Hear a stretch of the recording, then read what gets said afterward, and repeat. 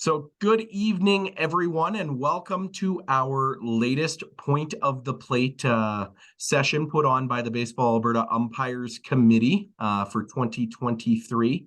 This session is being recorded to be put on the Baseball Alberta YouTube page for those folks that are unable to attend this evening but still want to learn about a very important topic.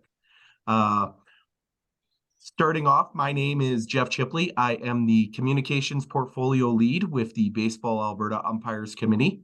And joining me this evening is two members of our portfolio for mentorship with our Baseball Alberta Umpires Committee, Brad Johnston out of Airdrie and Mark Wright out of Edmonton, both senior level umpires in our Baseball Alberta umpiring program that have had a vast array of experience and been mentoring young umpires for several years. Before we begin, we will just toss a quick presentation up on the screen, and Brad and Mark, take it away. All right, thanks, Chip. Thanks to you folks for joining us. Not a big crowd this evening, but we wanted to get this information out there and knew that we were going to record it. So it's available for anybody that's interested. So I do appreciate the participation, and Chip, I definitely appreciate you coming along and making this happen for us. So my name is Brad Johnston. Thanks for the intro, and Mark Wright will join me here about halfway through this. I'll take care of the first bit, and Mark will take it home. We're going to take you through a few slides here that essentially outline the mentorship program as it stands today, and we'll proceed through the 2023 season. And just essentially give a bit of an update. Like I say, we have a small group, so we can have some discussion if it permits towards the end, and roll from there. So yeah, let's take it away, Chip. If you want to toss the next slide up there, we'll go from there. So this is just our contact info. We start many of our Baseball Alberta clinic sessions with this sort of stuff, and make sure that if there are any questions, the folks that are available to answer on the correct topics have their contact information out there to the world. So myself, they're on the left. Like I said, I'm out of Airdrie, and do quite a bit of umpiring around this space and in the Calgary area. Unfortunately, Marcus Erlandson in the middle is not able to join us tonight. Some parenting duties got in the way for him, so such is life, and that's how that rolls. But he does a phenomenal job up in Fort Mac, taking care of the umpires up in that area. And then Mark, my partner in crime this evening, who you'll hear from on the latter half, has his contact information on the right hand side there. So in the event that any one of us are required for something, we're happy to help out. So our goals for this evening, and Chip, there should be 3 bullets. You can just put them all up there. So we've first of all, I guess we'll sort of paint a bit of a picture. The sort of target audience tonight is really twofold, and in the recording, the target audience is twofold. At the outset, always the umpires, whether they be the potential mentors or the potential mentees. Any umpire in the program, it's important that they're educated and involved and aware of what's happening, and we do our best to try and get that information out, whether it be on this topic or any other topic that the committee works on. And then secondly, but no less important in this case, is our associations and our representatives from those associations, so whether they be umpire coordinators, umpire in chiefs, league presidents, you name it. Because the reality is, as we sort of move forward with these programs, our level 1 umpires that are working our community level baseball, and maybe some of our lower levels of competitive baseball are the ones that are really associating with their local association, right? So to hear something from me is great, but to many of our first year 13, 14-year-old umpires, the younger umpires maybe, I'm a face on a screen sometimes, and perhaps the Baseball Alberta umbrella is maybe a little bit too large to really sort of understand where your place is. So that relationship back to the individual association tends to be a little bit stronger. So we want to make sure that grassroots level is involved in this. So so much of this information is intended to get out to those folks. So having said all that, I've sort of hit on these three topics anyway. So our intention is, to definitely just to provide a background on what it is we're doing, how the program looks, what the intentions are, and then basically how to implement this at an association level. A number of our associations got some communication from Marcus earlier this week about some of the potential mentor umpires that are in their space, and can move forward with booking those umpires in and trying to connect them with some of the younger or newer umpires in their area, and then obviously some of the benefits. We know there's many. If you talk to any senior level umpire in this province, certainly, and I'd venture across the country, they all probably have a mentorship story, whether that happened through a formal program like this when they were getting going, or through just through sort of a natural relationship that developed with a senior umpire in their area that was around and able to help them. I know I certainly have a number of people I can point to from my teenage years that helped me stick with it and continue to improve. So being able to have a 40 something on a Zoom call in 25 years from now is really, I guess, the goal, preaching about mentorship. So anyways, we'll move along here, Chip. So this is our vision and mission. So you want to pop the vision up there first. So the vision is really just to, I mean, you can read it there, but I'll just quickly go through it. So to create a mentorship program that supports umpires throughout the level 1 to 3 pathway, resulting in positive experiences for new umpires and an identification system for future national program umpires. And the mission is to build and lead an effective mentorship program that provides positive improvement for all umpires at all levels of development. So our real intention here is to make sure that we have a program that guys can feel, or guys and girls, anybody can feel comfortable in, a part of, and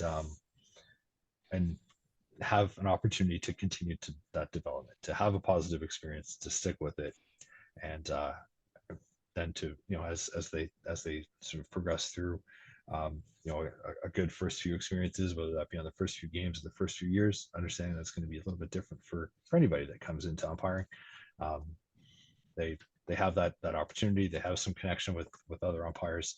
They feel a part of that sort of fraternity, if you will, and those positive experiences carry forward and onto new opportunities. Let's move along there, Chip.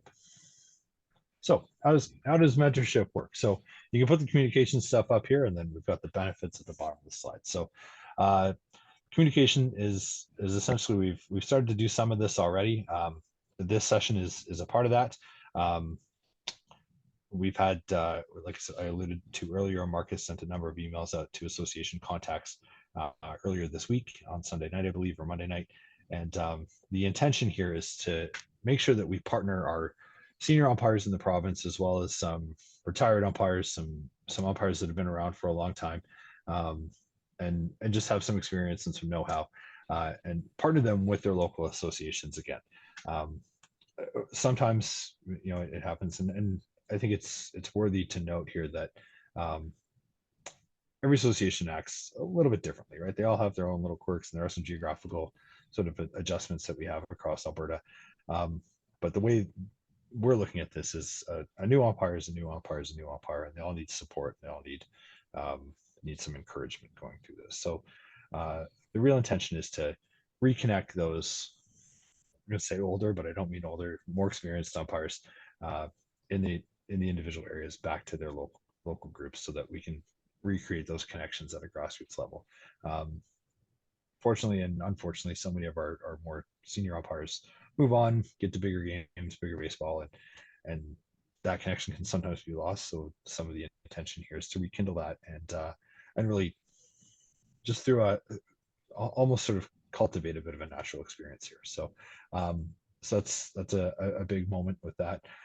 The other side of this is to allow the opportunity for those local assigners to match umpires to individual games, or to individual umpires that may need a helping hand, or maybe somebody that's identified as being a real up and comer, and to be able to foster that continued development. So those are the real communication points and the real intentions as we start out with this. So the idea is, like I said, those 4s and 5s, some of our retired folks, I use retired loosely, but doing fewer games, and maybe want to start giving back in this way, And then we can also use some of our level threes as well. Although the program does have a spot to umpire or to mentor level three umpires as well at the sort of top end as they progress into hopefully the national program in their future. So really does create sort of a stepping stone approach. And the bottom part there, Chipley, please. So our methods are essentially threefold. We can conduct a mentorship off the field, on the field, or sort of a hybrid version. And I'll go through each of these in turn on the next couple of slides here.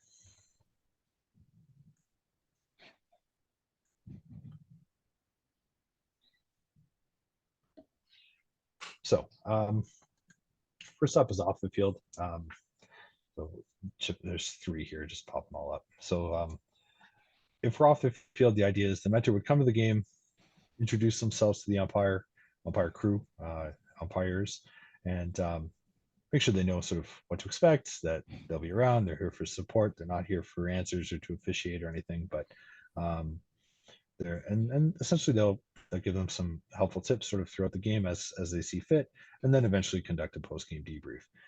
The advantages are sort of two for the price of one.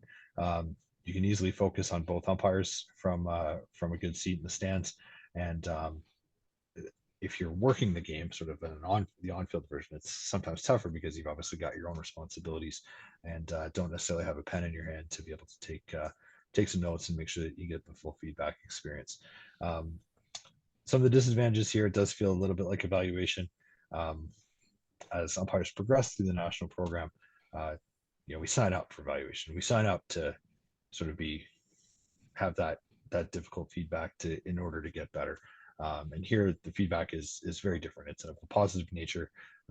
It's encouraging. It's progressive, and the intention is not to be intimidating at all, obviously, and just to be able to allow our, like I say, our younger and newer umpires to have an opportunity to say, yeah, okay, I could do that a little bit differently, or yeah, I will think about that. So that the delivery is obviously quite different. So then sort of an evaluation, like it says up there. Moving along, the next version is sort of the on-field approach. And Chip, there's three bullets here too. You can pop them all up there. So the idea here is maybe Mark needs a mentorship or has been identified as an up-and-coming umpire, and I've been asked to provide that mentorship. One of the sort of ideal slots we can use this with is specifically with those 4s and 5s that maybe are a little bit busier with their own games, or maybe an umpire that's got family responsibilities, career responsibilities, doesn't quite have the time to maybe come out a couple nights a week like they might like to. This allows the mentorship process to happen while still getting their own game in, so to speak. So we sort of fix that scheduling issue. So the idea here is, maybe I'm that umpire that has a bit of a scheduling issue. Let's say Mark is our up and coming umpire. Maybe I'm going to spend some time on a 15U AA game with him, and maybe I'll work the bases. And the idea is I participate normally as I assign, or as I've been assigned, and take some time between innings to go down and talk with Mark about head height, strike zone, timing, foot position, where he went on a batted ball, how he clears the plate, clears the catcher, comes up the first baseline, you name it. Whatever I may notice. One of the challenges here is, obviously, I've got my own responsibilities, but also, I don't necessarily have a pen and paper. It's a little bit tougher to sort of take some notes. I can maybe do that between innings, but it doesn't get necessarily the wholesome experience that he may have had I been in the stands with a bit more attention to observation as opposed to additional responsibilities. But the big advantage is you get to see somebody work, you get to emulate somebody, you have an instant connection with them as a partner as well as a mentor, which is also real nice. And logistically, we get more games covered this way. We all know umpires are not necessarily in abundance everywhere in the province. There are some that are fortunate to have quite a long list of umpires, but in many cases we're struggling for umpires. So this allows us to put 2 umpires at the park, and that third umpire that would maybe be the two on the plate, the bases, and the mentor in the stands. This allows that third body to maybe be somewhere else on that evening. So that's kind of a big plus depending on where you are in the province. So we'll move on to our third method, which is the hybrid method, and there's 3 points on this slide as well, and similar to the other two, we'll pop them all up. So The intention in a hybrid one is the mentor attends the plate meeting. They explain their role to the coach and the mentor, or sorry, to the two coaches that they'll be there to mentor. Um, they'll be sort of on the field, but likely off to the side, um, and they can sort of do some demos between innings. They can coach on certain mechanics. Where feasible, they can potentially be out on the bases with the base umpire, specifically if we're in that sort of U11, U13 category where we may be on the outside, not the U13, sorry, but where a base umpire may be positioned on the outside of the baselines. There are some opportunities for some more hands-on learning, if you will, and still be there for the between innings conversations and that sort of thing, as well as the post-game debrief. Again, we have 2 mentorships for the price of 1. We get instant feedback and coaching, and a little more opportunity to actually, physically manipulate somebody, put them in the right spot, show them where that angle is, see that look into second base, or even that's probably advanced. I picked that out because it's something that I work on, for example. But maybe we're looking at a 90-degree angle at first base, which is something we teach in the level 1 clinic, and just some simple, straightforward stuff like that to ensure that we're getting good looks. The disadvantage is it's easy for people that aren't necessarily involved in this to, when something goes sideways on the field, to say, instantly point at the mentor who's a senior umpire and, look for the right answer. The mentor is not part of the game. They're not there to solve the problem, deal with the situation, handle the ejection, any of those sorts of things. That's not their role. Their role is to be an observer, be a spectator, and assist in an ongoing fashion. So anyway, so depending on the scenario, we can approach mentorship in any one of these 3 ways, and they're all acceptable. So moving along, we'll talk about a few of the benefits. I mean, I feel like I've been only talking about benefits, but first one is obviously we get better umpires out of this. We get better and more confident umpires. Just even through the media, we see, stories about a referee being harassed or an umpire being harassed, or these horrible videos that are posted on social media, depending on where it is. And these are situations that we know are actually probably few and far between, but maybe made larger because of the platforms that we can have. And these aren't the situations that we want in our local games. These aren't the situations that keep umpires involved, active, and engaged and interested in coming back. The goal here really is to create a positive experience for the umpire, teach them a few things along the way, and see them again next year. That's really it in a nutshell. And the more positive experience we can create, obviously the less likely we are to suffer that attrition.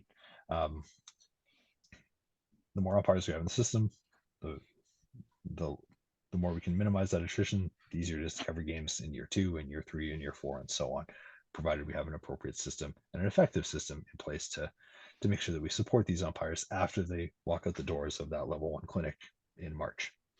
And that's essentially it. It's pretty straightforward. We've created a number of documents out there, such as some mentorship guidelines and the mentorship forum, which we'll talk about a little bit later. But those are all support systems to really retaining umpires and creating positive experiences. So when we bring it down to that level, it's really a pretty wholesome scenario that we're looking for. So over the next couple of slides here, I'm going to take you through a little bit of how we mentor level 1 umpires, some of the things that we're looking for, and then I'll turn it over to Mark. So mentoring at level 1, the objectives are fairly straightforward. And they're things I've already mentioned before. Building confidence, enthusiasm, that's the positive experience I talked about. Making sure they have some fun, same thing, positive experience. We want that individual to come back. If I alluded to it before, but if somebody wasn't keeping an eye on 13-year-old Brad Johnston, I wouldn't be talking to you today. It's that simple. The success can come in many ways. It can be adjusting to a pitch. It can be getting that slot position correctly. It can just be feeling more comfortable than you did last time. That's the appreciation. That's the appreciation for the job and the appreciation for doing the job. And again, wanting to come back. So again, things I've really sort of alluded to naturally, but they are the intention here. So some specifics at this level. If you want to flip over there, Chip, to the next one. There's 3 on this one too. Just pop them all up there. So the best opportunities to do this, house league games, tournaments are our real intention because that's where our level one umpires are. That's where our newest, youngest guys and girls are working these games. So, and we've got lots of these sort of multi-game, multi-team, multi-weekend events throughout the province. And if we can get a handful of mentors out to those, hopefully through some cooperation with local associations, we're going to be in a great position. To give you just an idea to date, we had 109 total mentorships last year recorded in Alberta. There were probably lots more, but if they're not recorded, they didn't happen. To date, we have 36 recorded, which is pretty solid. So we're not quite a third of the way to meeting last year's final target or final number. And I also heard through someone else I was speaking with today that they have 20 they haven't logged yet. Now I'm not going to take that as official, but even if it's half of that, I'd suggest that that so far we're off to a great start this year. But the intention is to keep our foot on the gas and keep going. So the more we can get out, like I say, we put a mentor out at one of these weekend events, 2 or 3 of them, patrolling maybe 4 diamonds, 5 diamonds. We're in a pretty good position to provide some support to these umpires. So, anyways, next slide, please, Chip.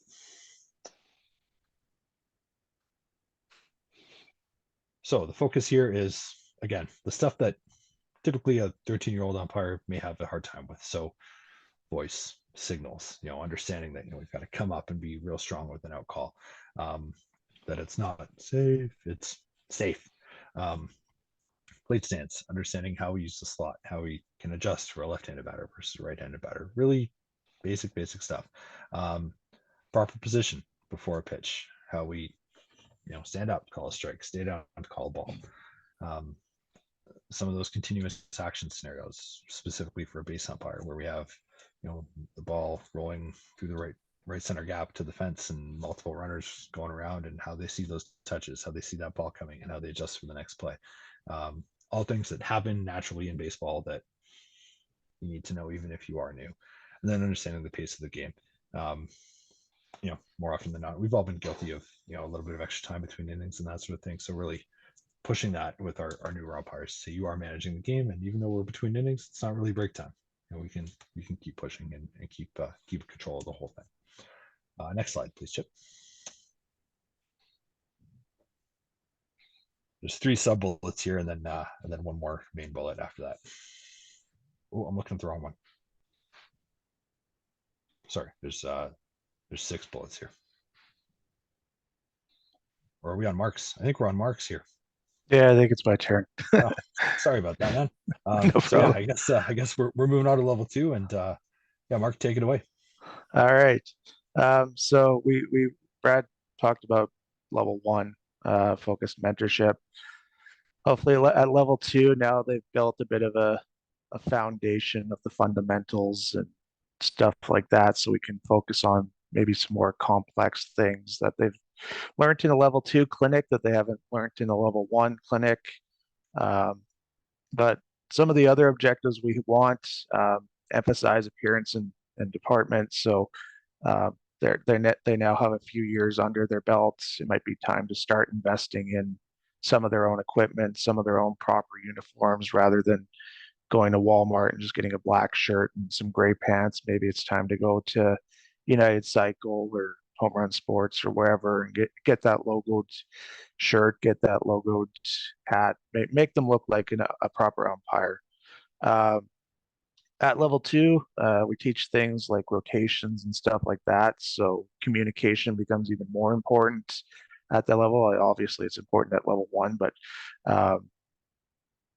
communicating, pre-pitch, where am I going? Where's your partner going? All that kind of stuff. Again, just keep emphasizing, personal mechanics like we do with level 1s. It's always good to make sure guys aren't getting lazy and stuff like that. And then, as I mentioned, we have now, more movement.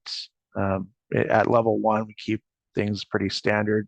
Plate guys mostly at the plate. Base guy handles the bases. Now we have rotations and things like that. So we need to make sure that the umpires are moving properly around the diamond. So we have the right umpire at the right place to make the call. stuff like that.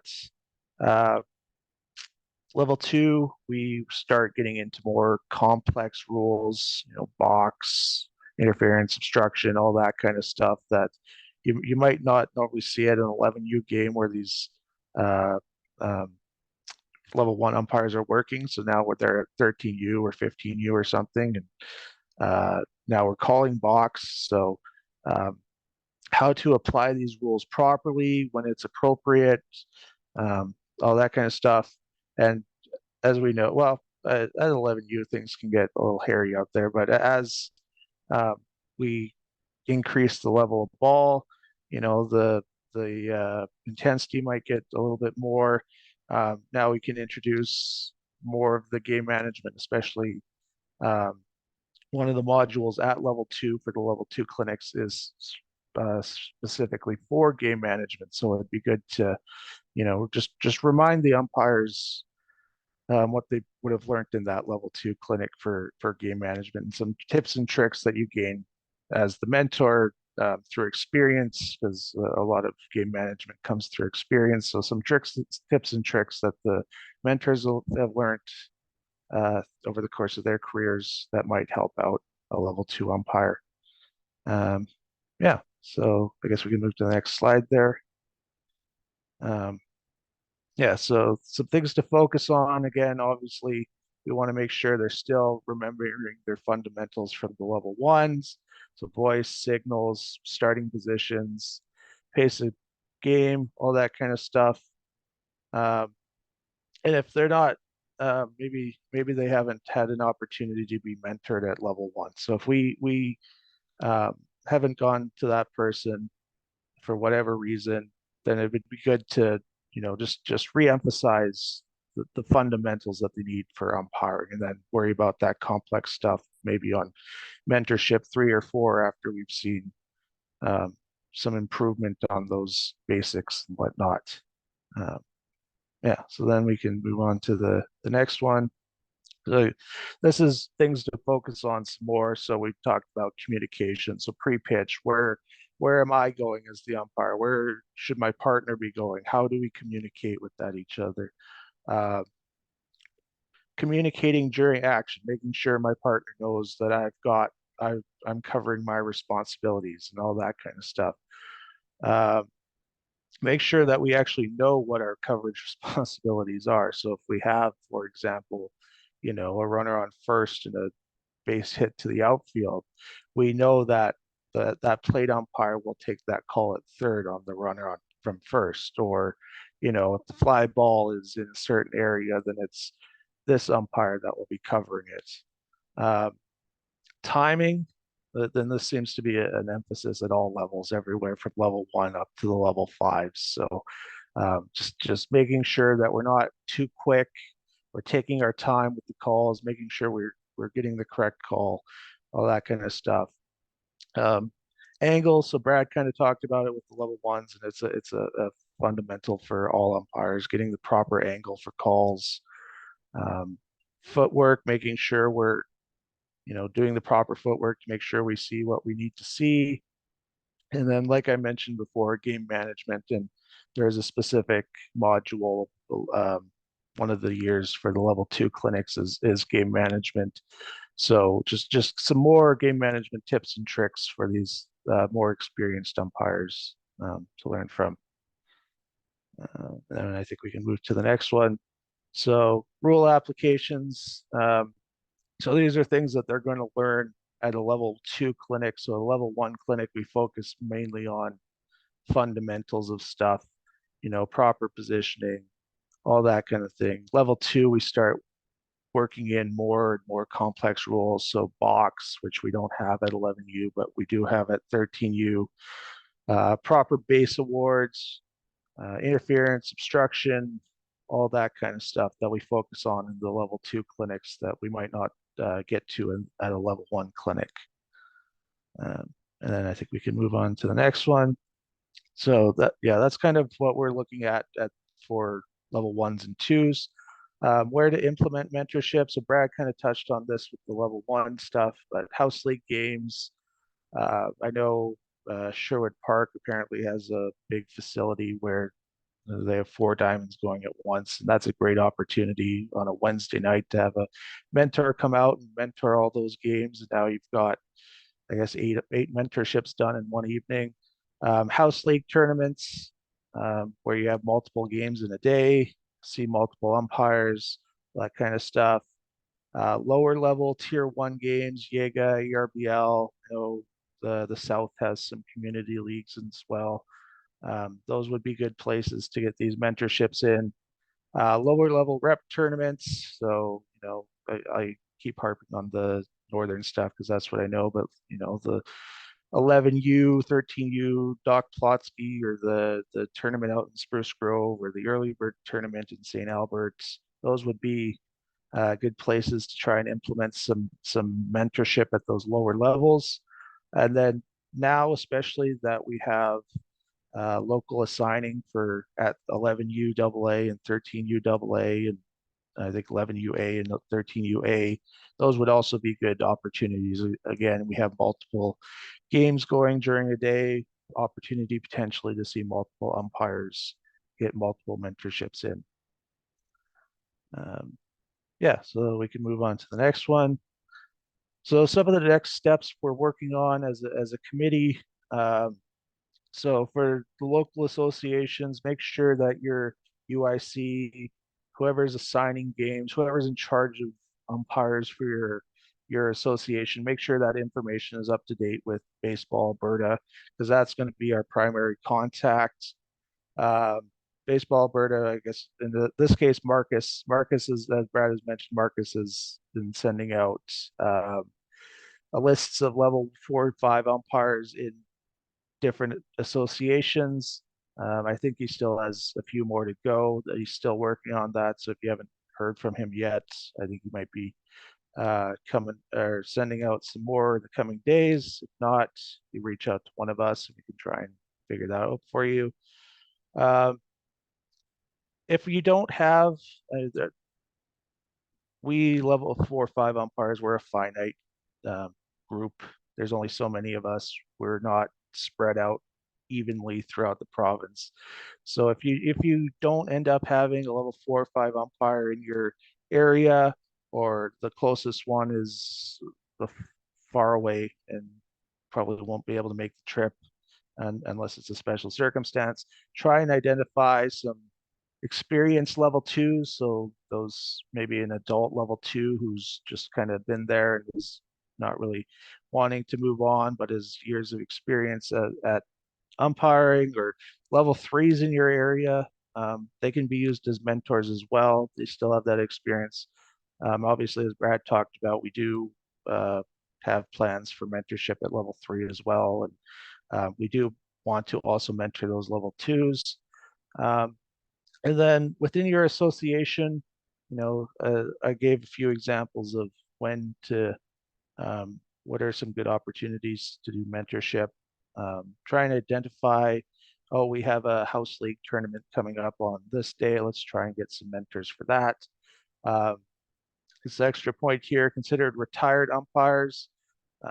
So guys who might not be working on field anymore, but are willing to give back and provide their years of knowledge. So if you know of some of those people, get them involved as well. And we're trying to come up with a list of retired umpires who might be wanting to mentor as well. And we can hopefully get that out as soon as well. Yeah, so then the next slide is just kind of, so Brad kind of talked about this. So last year, we had 109 documented mentorships. We probably had more than that in the province, just guys weren't filling out the form.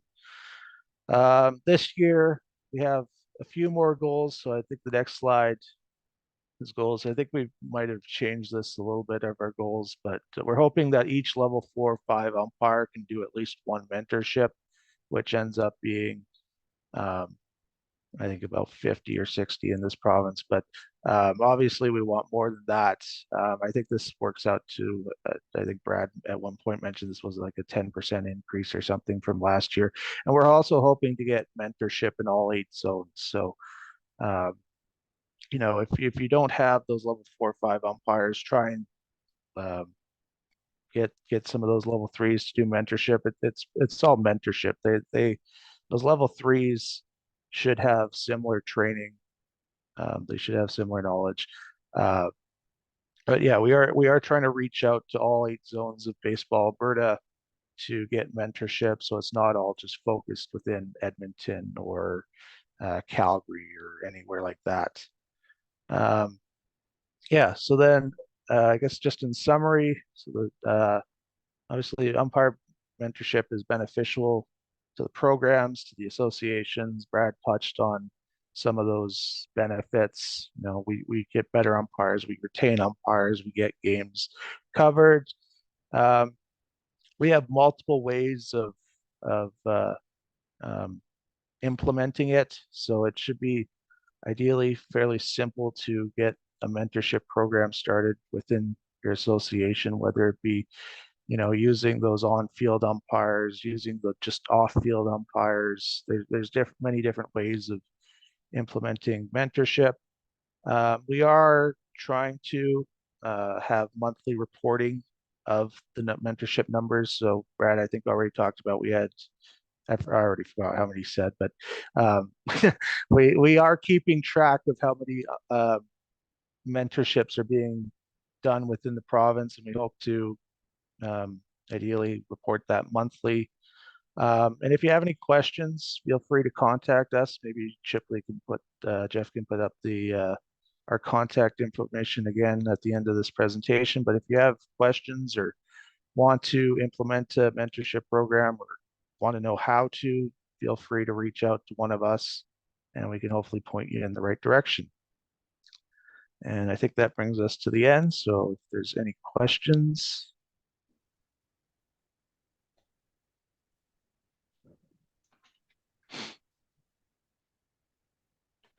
So I'll just jump in here quick. Obviously, we don't have a big group this evening, but we are planning to get this out on the YouTube channel as Jeff Chipley mentioned earlier. But yeah, the intention with this is to try and just create some buzz around it and like I say, provide some support to these umpires, and hopefully we've provided a bit of information that wasn't as readily available or as sort of in the common knowledge category prior to this evening. So if that's done even for a handful of folks, mission accomplished. But yeah, just sort of looking forward to seeing how this rolls out sort of over the year.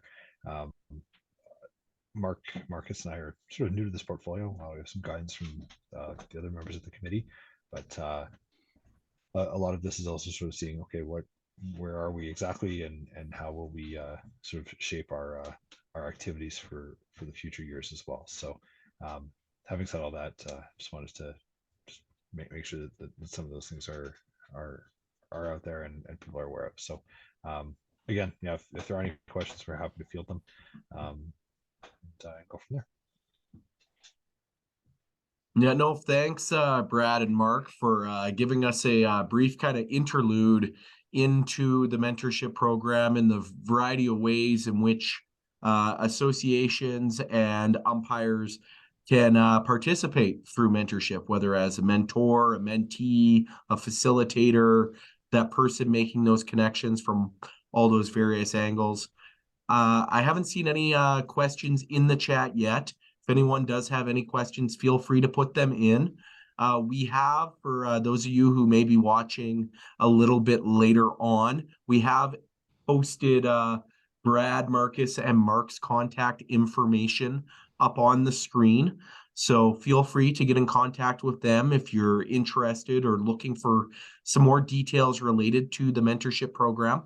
Marcus is actively communicating with the variety of associations to hopefully kickstart our mentorship processes moving forward, because it is a very key initiative for the Baseball Alberta Umpires Committee in trying to recruit and retain umpires of all ages into our program, and mentoring those people and making sure that it's a positive experience is very key for our program moving forward. And the success of our program also is important for the success of Baseball Alberta as a whole.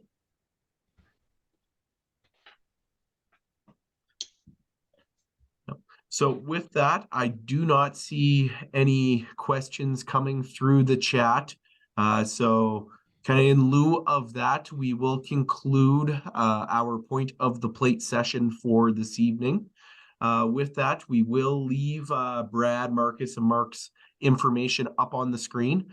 Once again, any final thoughts, Brad or Mark, on mentorship or tonight's session?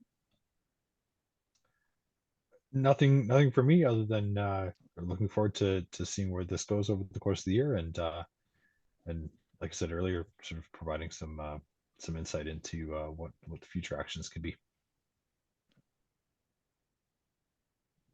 Mark? Well, I think Brad's covered most of it, so I got nothing to add. No, for sure. Kind of before we end tonight, if you're looking for more information in relation to future points of the plate or anything Baseball Alberta umpire wise, please feel free to go to the Baseball Alberta website, baseballalberta.com, or follow Baseball Alberta Umpires on both Facebook and Instagram, as there will be future information coming out. With that, we thank everyone for listening or taking part in this point of the plate session, and have a great rest of your baseball season. Thanks.